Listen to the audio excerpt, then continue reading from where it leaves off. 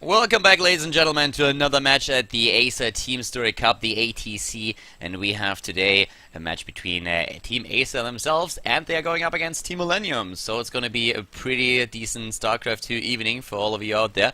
Starting to the top right of merry-go-round, we have the starting player for Team Millenium. It is a ForGG, and he's going up against a ZerG player in this first match. At the bottom of the map, we have for Team Acer, Bly. And this is actually one of the newer maps that we have in the map pool. It's merry-go-round, and it's pretty cool. It's one of the few 3-player maps that we have ever seen in the ladder pools. Very exciting one, in my opinion. So I really like the idea of having a 3-player map. You still need to scout, but it just adds a certain touch to it. But we haven't seen too many maps or too many games on the map just yet, and therefore we will have to have a look how exactly that's going to play out in our first game here today. This is, of course, once again a best of 9 between Acer and Millenium here at the Acer TeamStory Cup. Keep that in mind, and I guess we are going to be in for some really good StarCraft. At this point right now we have just a bit of scouting going on, of course, with the Overlords, but for ForGG we have already the barracks right at the front and the refinery. We're gonna see that Reaper opening that is just so typical for this matchup. And ForGG is one of those players that has shown, especially at the end of 2013, that he can play absolutely insane games against ZerG. I still remember when I was at NorthCon and casting ForGG versus Jadong, for example. It was an insane game. The Terran player has such a great unit control and multitasking that it's very difficult for a ZerG player to get a hold or get control of the game once that he started to use his drops. The thing is, you really have to cut him off at the knees right at the beginning and make sure that he doesn't get into this position where he can do whatever he wants. So Bly has to be very careful of a good Overlord spread here if he really wants to make sure that the drops are not going to do a lot of damage against him. It's not going to be easy for him, but he's a player that is really, first of all, he's very aggressive. He's also kind of innovative when it comes down to like finding new timings and attacks, and he's just someone that you should never underestimate. Bly definitely not the best player that we have in Europe, but he's definitely someone who can take like a single map against any player.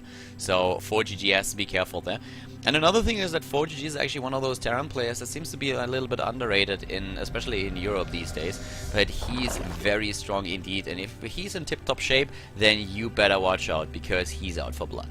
So at this point we have the expansion, of course, about to start for ForGG, and at the same time the Reaper is already making its way over to the bottom of the map. So far we have a commitment to a second Reaper too. That one can of course protect the SCV here, and depending on how exactly the game goes, might join the first one and try to take down a few of the Harvesters. Lings for now, that's all that you need. Yeah, it's actually 6 Zerglings already and goes for double queen. Reaper doesn't get the kill off against the drone, and I highly doubt that he will be able to do that. And here are those 2 Zerglings that might just try to sneak past and kill the SCV. We've seen that quite a lot in the past, and it depends on the movements on the second Reaper, who's actually now moving back. So apparently you got an inkling what's going on. Second Reaper is the bodyguard of the SCV that builds the command center here. If those Lings are able to just sneak past, then you find yourself always in quite some trouble. A single Zergling and 1 drone, that's what the Reaper got so far. And thinking about a single Reaper being committed to this attack, that's absolutely worth it already. Even forcing another Spore Crawler here. So well played by ForGG. Nice micro already in the early stages of this first game at the ATC.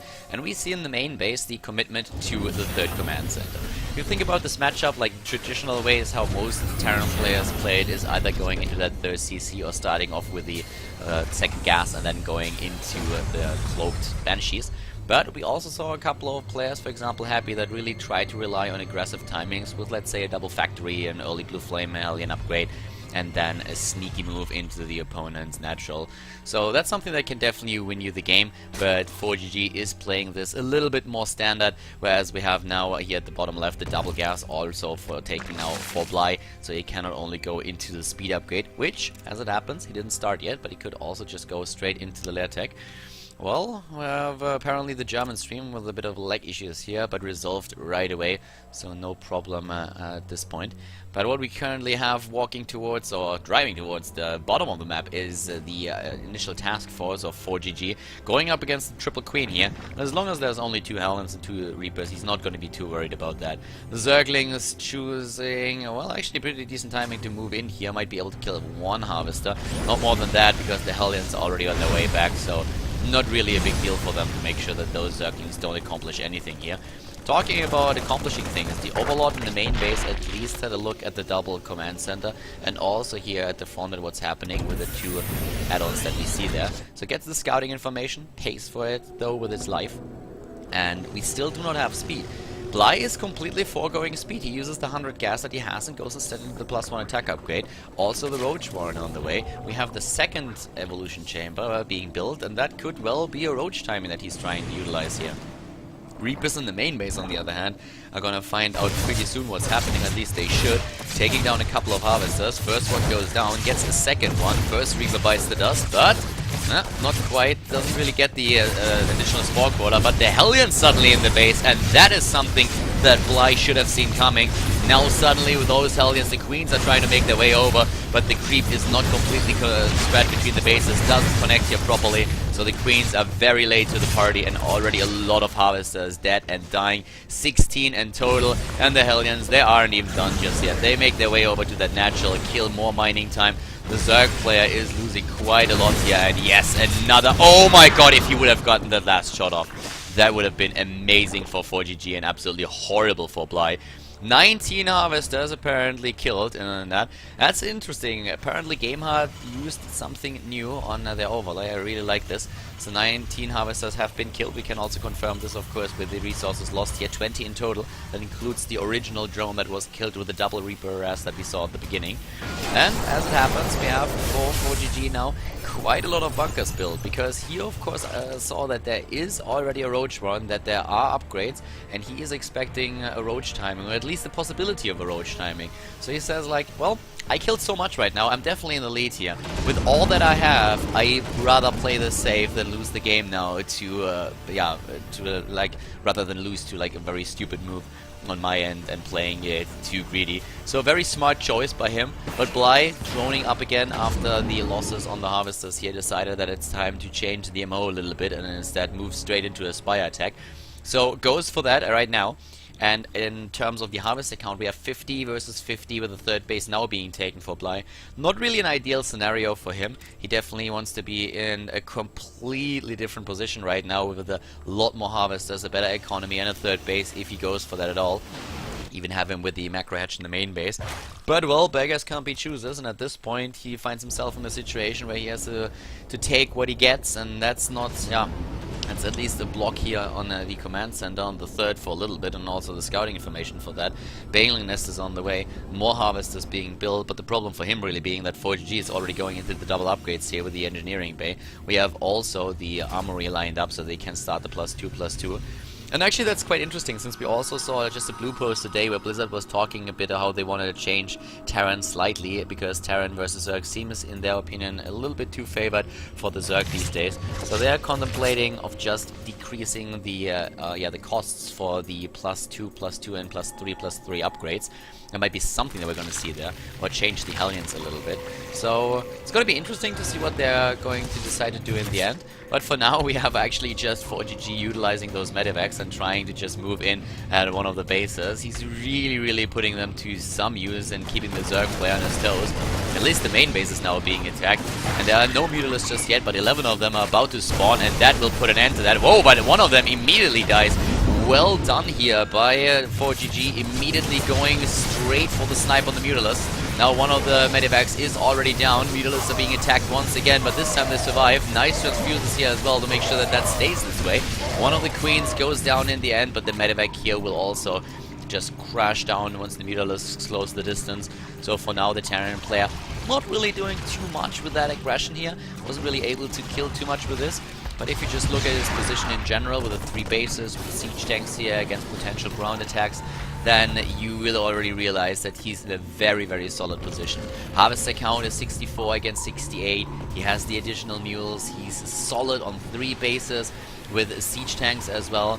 And also quite a few missile turrets that he just built. So it's not like the Mutalisks can just fly in and do a lot of damage or anything like that.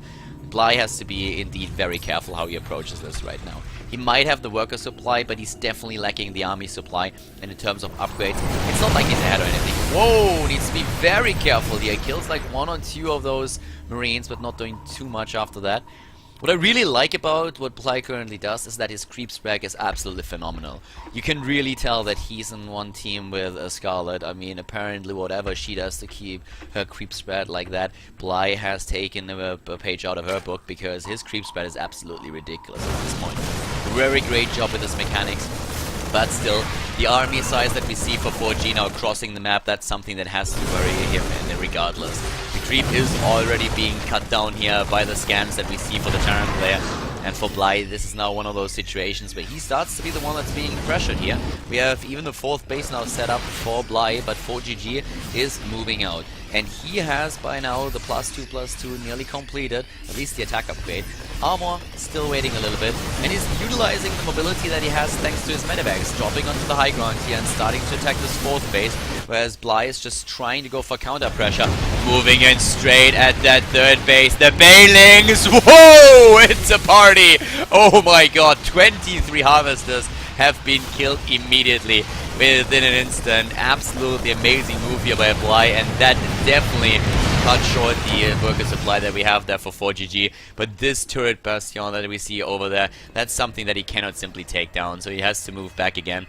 Medivacs on their way, trying to deny this 4th base once more, but Bly is also setting up another hatch to the right side of the map, so he's really trying to make those moves that bring him back into the game. And with the harvester count for ForGG only being down at 45, he might have a chance to do that.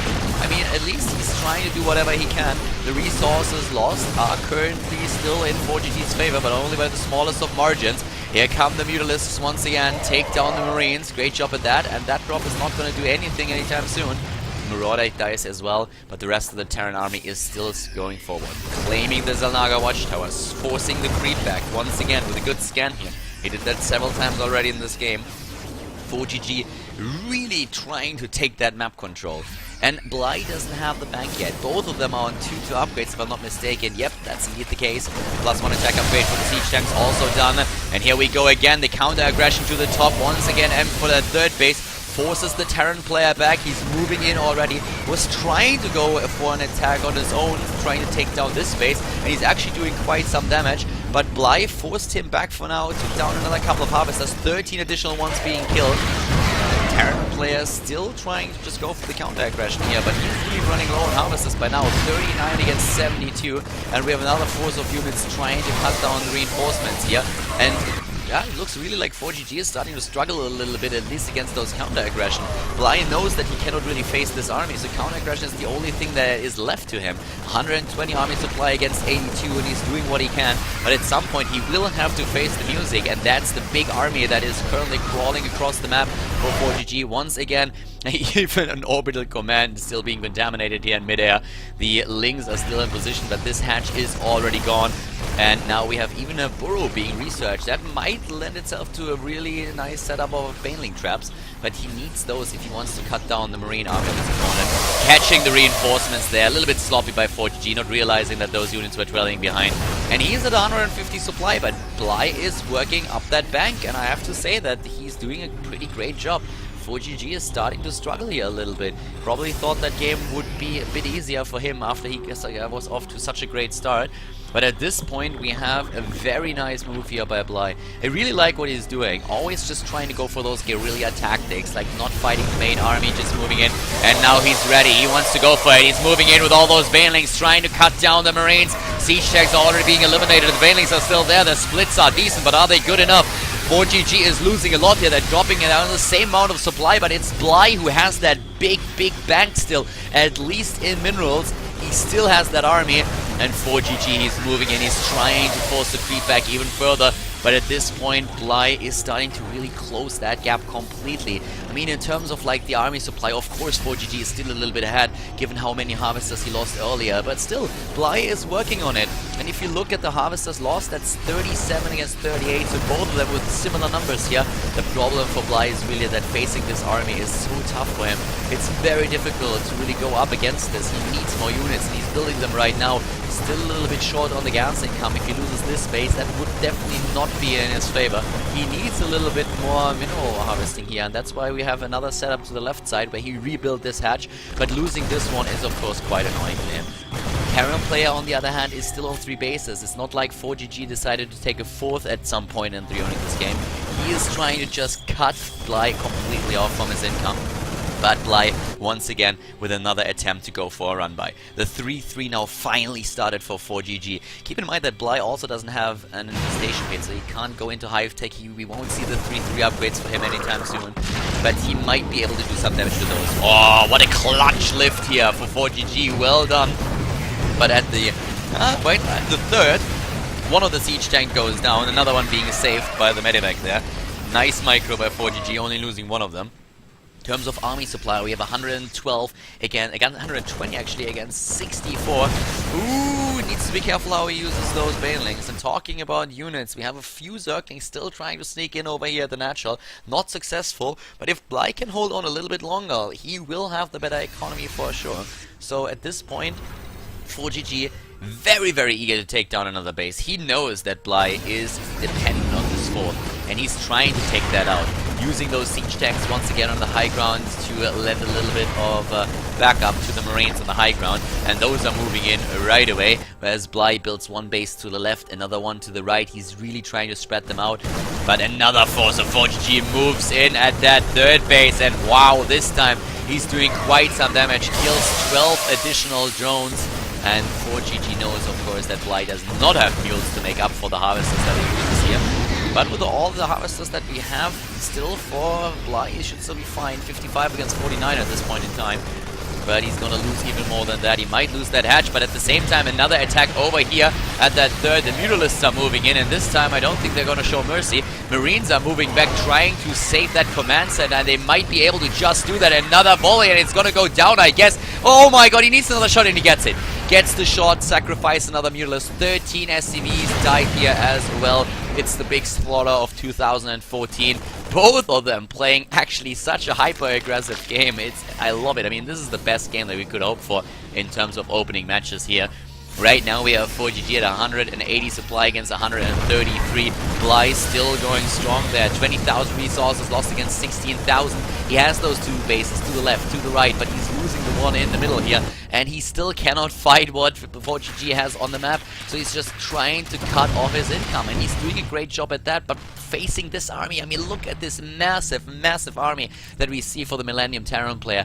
87 Marines and the medevacs to go with that. It's really about the baneling traps right now. What a great scan by ForGG. He must have seen one of those banelings burrow a little bit earlier.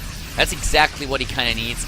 Just one of those baneling traps working out in his favor, and Bly could be back in this game. At this point, he's really just trying to react what's going on. So we have Bly now in a position where he's still trying to blindside his opponent, even blocking that position over here. Of course, scouting within Overlord as well. But ForGG is starting to split his army a little bit. And Bly, he definitely has the better income. I mean, don't get me wrong. We have this base over here still alive, the one to the left.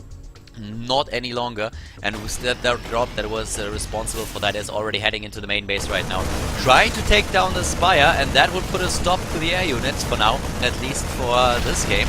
Yeah, looks very much like it. And the base already cancelled here. More Marines are being built. ForGG with the power of Marines, the Mutalisks that we see here, 20 in total, are now roaming into the main base, or at least the natural for now. Trying to take down a few additional units, and they are able to get some kills off. Need to be careful that they don't have to fly into the missile turrets that are lined up here. And might be able to kill a few more units there. At least get a medevac for now. Every unit counts. But, oh, this is getting nasty. He's flying into the missile turrets. No additional Mutalisks go down. But we have another set of ForGG's army all the way at the bottom, taking down creep tumors. Trying to really limit the range of movement that we have there for Bly. He's really getting into Bly's comfort zone right now. And this base to the right side seems to be the last source of income for our Zerg player. The Acer starting player is starting to struggle a little bit, especially since ForGG has once again set up the SCVs at the mineral line of this 3rd base. So he has the income again. Nice snipes on the siege tanks on the other hand. Bly is really doing whatever he can. I mean, this is a great game that he's playing here. He fell far behind at the beginning, but this is one of those moves that he cannot allow himself to go for. He needs to be very, very map aware. It's so difficult, but every single Mutalisk that loses is a big one. Nice baneling detonation right over here. And we have at the same time the Spire now built again. That medevac not doing too much, was trying to go for a drop, but the unit's already in position. More baneling traps all over the map, but we have a double drop in the main base now. And this one could take down nearly the entire main of Bly, and he knows it of course as well. That spawning pool is the first target. The Zerglings are going to go down as well. Keep in mind that the 3-3 is by now completed. This is something that of course gives ForGG another huge advantage in this game. 120 army supply against 68, the double drop still there, the Mutalisk can't really engage. And what Bly needs is minerals. He really needs minerals, and he's building another base already. He has the gas, he has 2,000 gas. If he had the minerals to go with that, we would see 20 additional Mutalisks join the fun, and they would definitely be able to do quite a lot here. But now we have the drop being taken out at the bottom, the Lings are running in to provide a little bit of cover for all of the Mutalisks. One goes down eventually, but here go the medevacs. One down, the second one about to die as well to the right side of the map. On the other hand, the Terran player moving in once more, trying to go straight for this base. And this is the one that he needs to save, and he can't. He just cannot face this army. 140 supply against 90 now. Overall, this base over here is going to be done in just a few seconds. That will allow Bly to get a few more units into the game. But ForGG, he's still mining at that third, and he's not gonna stop anytime soon. This is really starting to get super tricky. Long distance mining, that's the only thing that we see Bly doing right now. Wants to kill a couple of units with the Mutalisks here, but the setup for his opponent is absolutely incredible.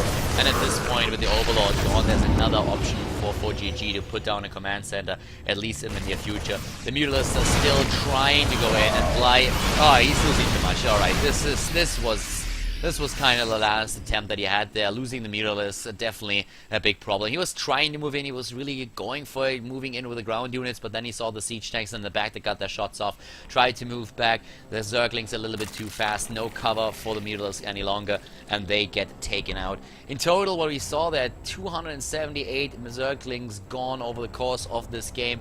Triple drop making its way in. 40 Mutalisks killed 200 Marines. Those two were really at each other's throat in this match. Now we have the double drop coming into the main base once again, and that is going to put a stop to the aggression that we see from Bly, because he has to move again, back once again. He's going to lose a little bit too much here. One Mutalisk down, the second one about to die, and he might even get, well, I guess the Baneling has to go for the pickup here, unless he wants to split. Moves back. Can use that, and I don't even think that he's going to lose both of those medevacs. No, he can just simply drop over here, and that's all that he needs. To the right side of the map, another attack here. This base, of course, long gone already. We saw that earlier, and the Marines making sure that this is going to stay this way. Another set of units to the left. The base over here being set up. Even a couple of Marines just making sure that there are no Zergling running by that can really threaten the space. The call-down mules immediately. In the ground army here, the Banelings actually getting their shots off. But by now, Bly's army supply is really tiny. It's 30 against 120. That's like a fourth of what we see for ForGG. The base over there is, I don't think, going to happen anytime soon, especially with another drop already trying to aim for the Spire. And you know what? I think he's going to get it, because there are no units nearby. There are no queens for the transfuse. The Spire is gone once again. No more Mutalisks for him. And yeah, ForGG knows exactly that he can do whatever he wants right now. He's taking down the Evolution Chambers. Great game here by ForGG in the opening match. Bly really doing whatever he could, but in the end, the Terran player just a tiny little bit too strong. The Mutalisks going down here, and Bly already knows what's happening there. He would never face a drop like this if he had any other choice, but the problem is he just doesn't. The Lings are moving in, well, one Ling, and he scouts what's going on, and this is checkmate. This is ForGG moving all the pieces across the board and putting Bly into a position where the Terran player can just not lose any longer. So very well played by ForGG here. Bly on the ropes. He's staying in this game. He still has hopes that maybe a mistake by ForGG will bring him back into the game. Think about all those Banelings that we see. If, for example, the Terran player moves the big bulk of his bio army over one of those Baneling traps and Bly gets off that hit, that might enable him to come back. But it's a miracle that he's hoping for here, and he knows it as well. The Spire being built a little bit in a hidden position, but we have now our bio force moving over to the space, and more harvesters are being killed here, and of course this hatch is making no exception there. It's gonna die. There's nothing that Bly can do about it. He's trying to move in. Maybe he can take down the Marines, but no, there's the GG. And the Terran player for Team Millenium puts the first point onto the scoreboard for his team. Well played by ForGG, and congratulations to this first win.